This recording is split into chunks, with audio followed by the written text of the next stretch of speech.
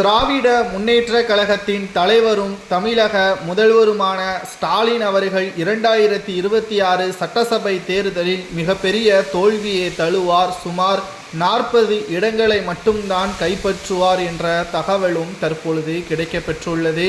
AIADMK mega கூட்டணியை அமைக்கும். கிட்டத்தட்ட 2026 சட்டசபை தேர்தலில் தலைகீழாக மாற்றத்தை தமிழக மக்கள் கொண்டு வருவார்கள். திமுக தோல்வி அடையும் பட்சத்தில் எதிர்க்கட்சி அந்தஸ்தை கூட தமிழகத்தில் திமுக இழக்கும். ஏனென்றால் 2021 சட்டசபை தேர்தலில் திமுக வெறும் 3.5% வித்தியாசத்தில்தான் ஆட்சியவே கைப்பற்றியது. மெகா வெற்றி ஒன்றும் கிடையாது.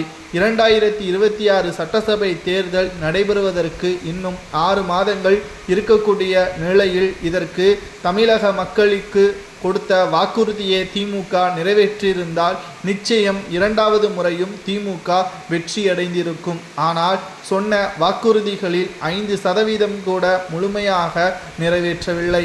தஞ்சை மாவட்டங்கள் முழுவதும் நெற்பயிர்கள் ஒட்டுமொத்தமாக மழையினால் அதே இடத்தில் முளைக்கப்பட்டதும் அதற்கான போதிய இடவசதியை செய்து தராததும், கிட்டத்தட்ட கலைஞர் சிலைக்கு பல கோடிகள் நிதி ஒதுக்கீடு செய்யக்கூடிய திமுக விவசாயிகளின் வாழ்வாதாரத்திற்கும் அவர்களது வளர்ச்சிக்கும் உணவிற்கும் எந்த ஒரு நிதி திட்டத்தையும் இதுவரை திமுக அரசு செய்யவில்லை என்ற குற்றச்சாட்டுகளும் முன்வைக்கப்பட்டு வருகிறது. 2026 சட்டசபை தேர்தலில் அதிமுகவுடன் தமிழக வெற்றிக் கழகம் எப்படியும் கூட்டணியை உறுதிப்படுத்தும். திமுக 25 தொகுதிகளை மட்டும்தான் கைப்பற்றும். அதிகபட்சம் 40 தொகுதிகள் வரை கைப்பற்றலாம் என்ற கருத்து கணிப்பின் தகவலும் கிடைக்கப்பெற்றுள்ளது. ஆனால் எப்படியோ திமுக 2026 சட்டசபை தேர்தலில் மிகப்பெரிய ஒரு தோல்வியை மட்டும்தான் தழுவும் என்ற தகவலை நம்மால் பார்க்க முடிகிறது.